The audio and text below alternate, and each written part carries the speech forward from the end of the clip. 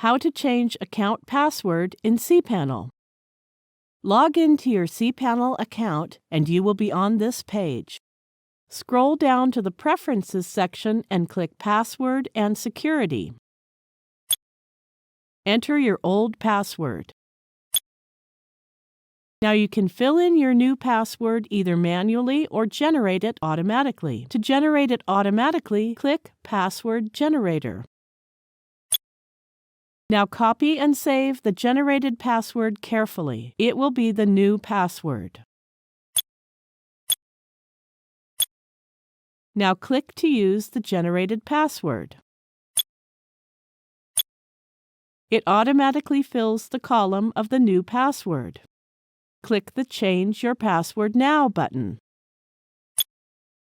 That's it! We have successfully changed the password. Now we can log in with the newly generated password.